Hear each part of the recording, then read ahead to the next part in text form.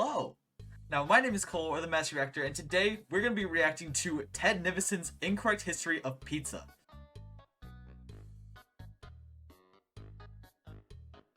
Now, a while back, as in yesterday, I put a poll out asking who I should react to in the future, and you all said Ted Nivison.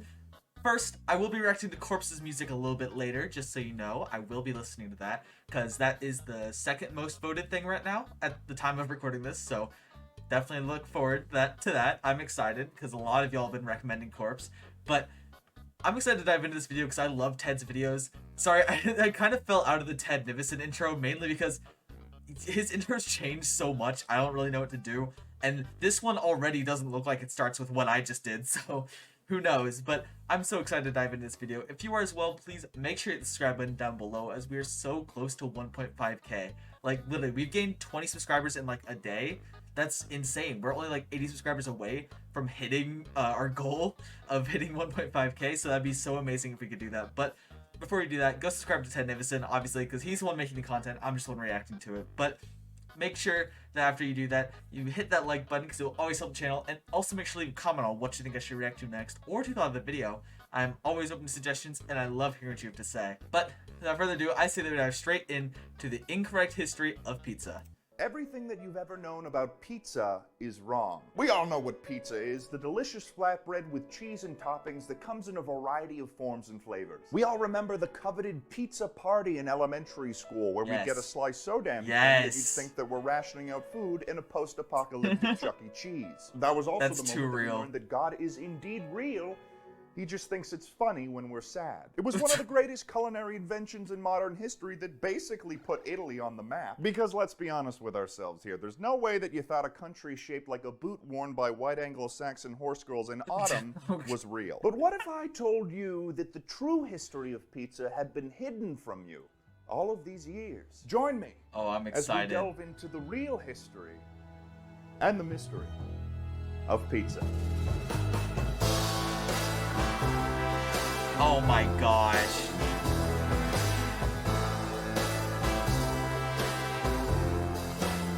Oh my gosh. Was that a photoshopped image of the Hindenburg, but it was a pizza slice instead?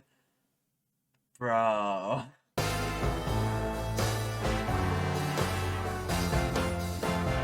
Nice. Many people would initially assume that pizza found its origins in ancient Italy, but you'd be surprised to hear that it goes much further back than that to the ancient Babylonians. This revelation came with the discovery of an ancient Babylonian recipe book in the form of a clay tablet because, and this may come as a surprise to many of you, they did not have staples. That kind of blew my mind when I found that out. Yeah, it's blowing my mind. Amongst your regular recipes of meat and vegetarian dishes, it also speaks of a particular recipe with a flatbread with vegetable toppings on it. Sound familiar? Ancient pizza. What makes this finding even more interesting is that the Babylonians were famously known for their developments in math and science.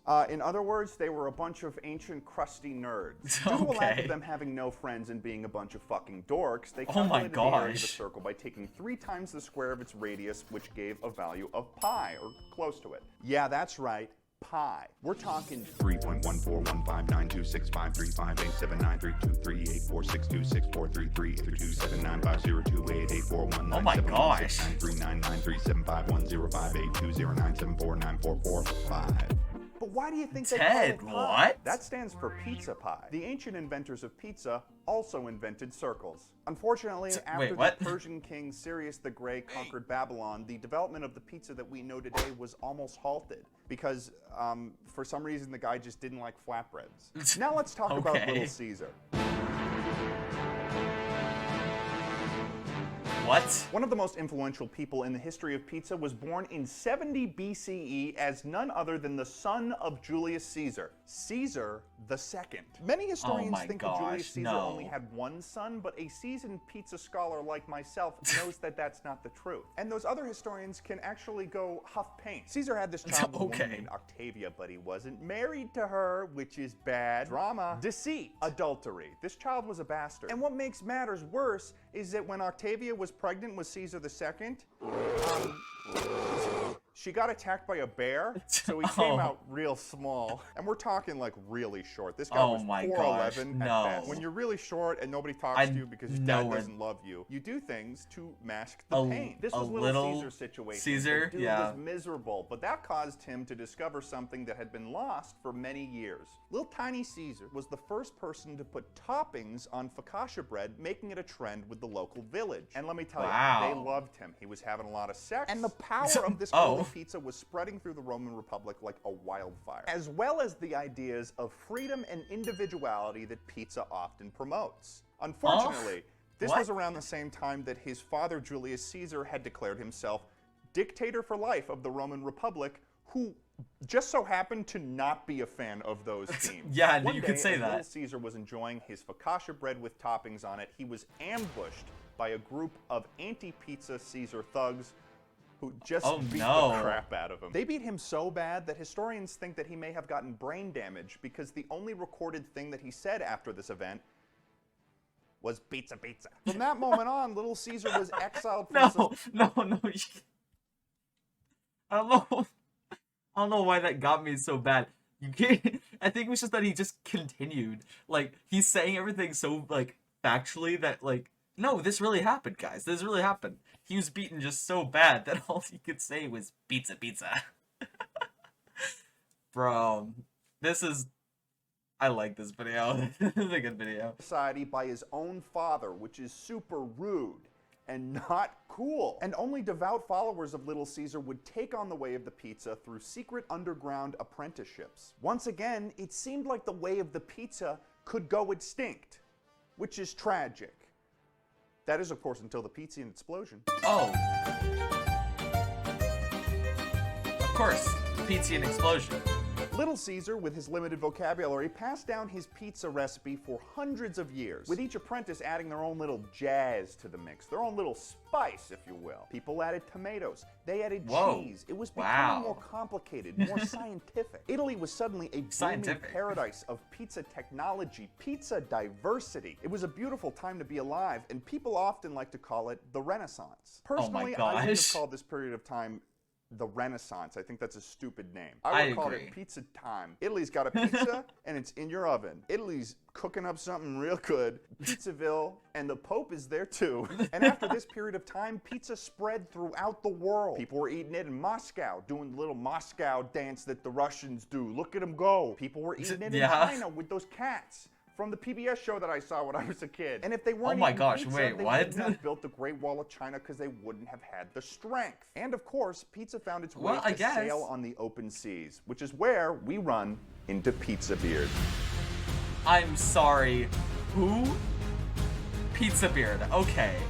With the discovery of the New World also came the discovery of great economic prosperity on the high seas. And of course with this came pirates. There are legends of a great pirate by the name of Giovanni Lufacci, who was the captain of a ship called the Doughboy's Embrace. However, like the fate of many pirates when they set out onto the open seas, him and his crew fell ill to scurvy. If you don't know what scurvy is, it's when you don't have enough vitamin C and then your teeth fall out. Just when it seemed like everything was lost though, Giovanni had the intuition to put limes as a topping on the ship's supply of pizza, saving the crew and giving him the title Pizza Beard. Why didn't they just Beard eat and his the pizza limes? crew went on to fight many battles of legend, ending only with Pizza Beard being hanged for punching a kid. He was actually hung by his own crew because in terms of piracy, that's where they draw the line, punching kids. Hundreds of years later, many pizza artisans, much like Pizza Beard, went on to seek their fortune in the land of opportunity. This, of course, leads us to... The music's great. Oh, where am I? I'm lost in the big city. Just kidding, I know exactly where I am. I'm in the home of New York-style pizza, characterized by large, hand-tossed thin crust and sold in big slices for the city that never sleeps. Pizza Beard. This is a good slice. What historians don't tell you, though, is this pizza style's connection with the famous 5 families of the Italian-American organized crime scene. You've got the Maranzanos, the Profaccis, the Manganos, the Lucianos, and the fucking Gaglianos. But what they don't talk about is the Mozzarellas. The 6th family in the Italian-American organized crime scene. Don't believe me? Don't look it up. The Mozzarella family was founded by Antonio Prosciutto Vaffanculo Mozzarella. But his friends like to call him Tony. His Oh, enemies, okay. however, they call him the Grease, and I don't know why. So similar to how many organized crime syndicates engage in loan sharking, What? the Mozzarellas followed a similar model, except that in their case, Pizza they called sharking? it pasta sharking. They Okay, pretty much I was controlled close. the pizza economy in New York by having a stranglehold on the pizza sauce imports into the city, and then selling it back to the pizza shops at exorbitant rates. Oh no. Talk about cool but rude. Obviously, this was not good for the city of New York or New York style pizza. I mean, the Mozzarellas were fucking everything up, making pizza more expensive. Pizza should be cheap and cheesy, all right? And don't take it from me, take it from Socrates, because he's the one who said that. No, So one day, Joe Lombardi. Okay, that is just Sylvester Stallone. Okay. Let me know, has every picture that they've used, or that Ted's used, in these, like, portraits, like the pirate, the pizza beard, like, was that another edited photo? Because that's just, okay. I know none of this is actually true, because the incorrect history of pizza, obviously, but I love how matter-of-fact he is, because I believe him, you know? This could have actually happened, and he could be the only one who knows the truth. You never know. Sylvester Stallone could have been not Sylvester Stallone. Did you ever think about that? This video is just insane. Son of Ginevra Lombardi, who founded the very first pizza shop in the United States, founded the Staten Island Dough Tosser Book Club. This was a team made up of the best my pizza gosh. makers in New York City. You've got Joe Lombardi, Vito Pastigliano, Giorno Salami, Carmine Gabagool, and Tony Doorbell. These guys were some of the toughest pizza makers in New York City, and they were sick of mozzarellos, schizzarello, let me tell you. Why was it called a book club, you may ask? Nobody ever checks what's going on in a book club. That's true. Because nobody cares. What happens next is Joe Lombardi and his crew of dough tossers burst into the mozzarella headquarters, and they kill Antonio Prosciutto Vaffanculo Mozzarella. But not before giving him one final slice of New York City. But this time, the sauce was the blood of his beloved cat, Baloney. After that, the mozzarella family was dissolved, and pizza in New York City thrived like never before. Also, the Teenage Mutant Ninja Turtles are real because pizza is real. Whatever. Let's talk about... Oh, okay.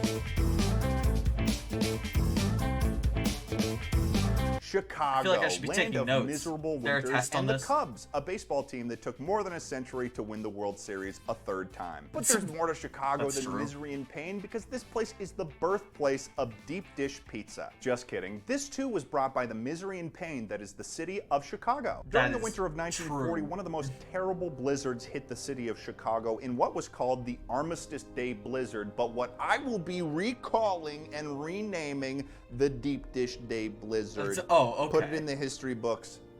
Please, history book companies, answer my calls, because I got a lot of information you guys are fucking up. This blizzard was so intense that it knocked out power for the entire city of Chicago, and major supply lines in were cut off by snowdrift. The bitter cold got so bad that people were forced to descend into the Chicago Grand Catacombs, which are very similar to the Paris catacombs, almost identical.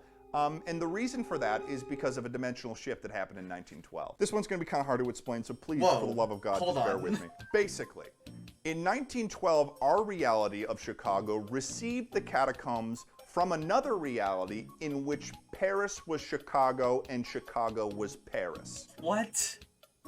Are you with me here? Not Imagine really. the Eiffel Tower. But then Lake Michigan is behind it. That's the other reality. And then imagine France, but they have the Cubs. From what we know, that's the only thing that's different. This is called Dimension 1C. Two prominent leaders of the survival effort within these catacombs was Rudy Malnati I'm sorry, real quick, just the instant shifts in this video are so good. Like, Ted does an amazing job at speaking like a teacher. Like, he's just like, and this is Dimension 1C. Now this happened, but Dimension 1C, hold on, you're already 20 steps ahead of me here. How does Ted do this? How did Ted write this? I want to know. Sewell. And these guys had the idea to search for any food and water that they could find within the catacombs. What they ended up finding was an ancient pizza shop that, upon closer inspection by archaeologists in later years, turns out to be the burial site of an apprentice of Little Caesar from Dimension 1C. But in that dimension, His name was Big Caesar. And what they managed to find was strangely well-preserved cheese, tomatoes, and flour that just so happened to be perfect for making a slice. It's unsure of who had a more significant hand in the process, but Rudy and Ike worked together to develop a pizza that had a deeper crust that made it easier for the survivors in the catacombs to go longer without starving.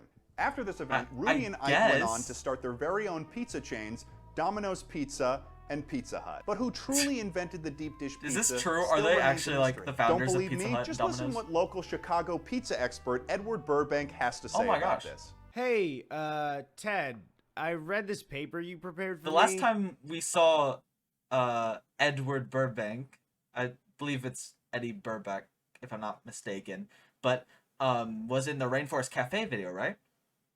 Because we reacted to that a while back, and I'm pretty sure that was the only other time we've seen Eddie, unless we've seen Eddie in another video. Make sure to remind me in the comments, but I'm pretty sure that's the only other place we've seen him. And I have to say, other than the fact that there's a bit of a dispute whether Rudy Malnati or Ike Sewell invented deep dish, I really don't know what the rest of this is. I've never even heard of it, and I grew up in the suburbs of Chicago. I mean, I don't really know where any of this information even came from. What is this I'm reading about the Chicago catacombs? All right, Eddie, that's enough out of you. Always joking around. He's such a jokester. No, he's funny. He's a funny fucking guy. He barely ever tells the truth. Unlike me. Of course, obviously. I always tell the truth. Yeah, obviously. Overall, this was probably one of the stranger situations that had ever happened in the history of pizza. That is, of course, until the Hawaiian incident. The year was 1975, and Navy scientists were doing research on these ancient tablets that were found within the lava of the volcanoes of Hawaii. What these tablets depicted was the process of putting ham and pineapple on what could only be determined to be pizza. That looks like a pizza to me. Radioactive dating determined that these tablets were more than 10,000 years old. Wow. Given their supernatural nature, the scientists were advised by higher-ups to avoid completing the recipe that is depicted on the tablets. But a rebellious researcher by the name of Samuel Charmander, that's his real name, decided one fateful night that he didn't give a shit and he was going to complete the recipe himself. All right, so here's basically what happened. Pizza. Looks yummy. I want that in my belly. He adds ham and pineapple to the pizza. Probably a poor choice. He bakes it in the oven. And as you can tell by that glow, it's looking a little suspicious. Finally, he takes a bite of the pizza. Hell portal. We don't like Samuel Charmander because he kind of fucked things for a little bit. Volcanoes getting ready to erupt. The fucking kaijus are coming out of the ocean from Pacific Rim, the movie. And this wasn't just any normal hell portal, okay? This was a Class 7 Omega hell portal. Whoa, that's a lot, I think. You've got green goblins, greener than you've ever seen. Wow. Swift, fast rats. They're quick on their feet. Those are really cute drawings. But they're blue, and they're carrying a boombox that's blasting 21 Pilots, which is just a pain in the ass. An ugly guy named Gorgonzola, and he's really rude. Oiled and slippery old men. What? And I know you wouldn't believe it, but that's a demon. Flashcards. Okay. Lots of them. No. And you don't know any of the answers. No, Fat please. Cactus. Look at the size of that thing. I like Just that the drawing. sentence teeming with life on a Minecraft sign. I don't even get this one. Mutilated monkey meat. What? Just a pile of mutilated monkey. You've got real dense birds that fly into windows. Washing machine, but everything comes out smelling like mildew. You've got Superman, except he just doesn't feel like it, you know? Cum gun. It's We all know that's an issue. As you can tell, this was a pretty is. serious situation, and it almost sunk the... Of course it did. Of course it did, Ted. Were those improv? They felt that that listing had a very improvisational feel to it. It felt like he was just like standing in front of the green screen, just like, green goblins. They're very green. And then we got old men, which that's pretty crazy. Like it felt very improv. This whole video is just weird. Like, it's funny, it's hilarious. It's like one of my favorite TED videos, I think, so far. But Oh my gosh. the entire island of Hawaii. However, thanks to the technology that was available in 1975, these Navy scientists were Okay. able to unbake the pizza using a device called a nevo, which does quite literally the opposite of the oven. It Oh my unbakes gosh, the pizza. it's literally This just indeed is oven the spelled closest that we've ever backwards. gotten to facing the otherworldly and supernatural reality of pizza. That is, of course, if we weren't talking about. Oh no. This one's pretty dang simple. You deserve to know the truth. We do not know where pepperoni comes from. We don't know. I tried to figure it out. What? It's from another dimension. A dimension where okay. everything is made of pepperoni. But let me tell you, we can't get there. We can't get there anymore, though. I don't know. Is something, Why is he something about it was crying? a portal and it was there. The pepperoni dimension was there. I would have loved this. They blew it up. What? They what? The pepperoni separatists. They blew it up. Oh, They blew okay. up the pepperoni portal, and we can't get there. We can't get to the pepperoni land. They took it away Why from is he me. crying They took so the much? dimension. So there you have it, folks. There you have it. And we can't get back there. Oh, all right? no, Because we the can't? pepperoni separatists, they destroyed it. Something about Molotov cocktails and C4. I mean, come on. Overkill. Pepperoni will be the next resource war. Before the water wars, before the oil wars, it will be pepperoni that the last great war is fought over because we can't get any more. Oh no. And we're running out of pepperoni. And we're running out of time. No. Thanks so much for joining me on this episode of Factually True History. I'm your host, Ted Nivison. Thanks for watching.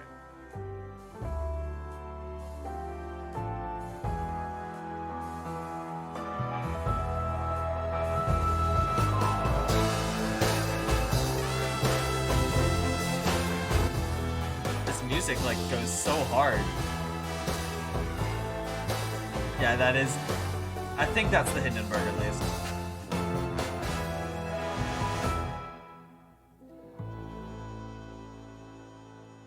The incorrect history of milk? Hold on, there's another one? Oh, I think I know what we're watching next. At least from Ted Nivison. We are watching Corpse next, by the way. But, okay. First of all, Ted, buddy, pal, I think you just had a crazy dream. I think that's what we're seeing here. No, oh my gosh. This video was hilarious. I love this video so much. I'm definitely watching it again. This video was so good. I really enjoyed this one. But if you did as well, go subscribe to Ted. Honestly, the work he put into this, it's a lot. It's very impressive how much work he put into this. But after you go subscribe to Ted, which you definitely should do, why aren't you subscribed to him? If you aren't, go subscribe to him. But after you do that, if you want to come back over here and you're not subscribed, you're coming back anyway, so why don't you hit that subscribe button down below, because we are so close to hitting 1.5 thousand subscribers. It would be so amazing if we could hit that by the end of the year, although I think, I'm putting it out there, I think we could hit it by the beginning of November. I think that's totally possible, but it only happen if y'all subscribe. But after you do that, please make sure to leave a like, as it will always help the channel, and also make sure to leave a comment on what you think I should react to next, or to thought of the video. I am always open to suggestions, and I love hearing what you have to say. But that's about it for today. I will see you all next time. Goodbye.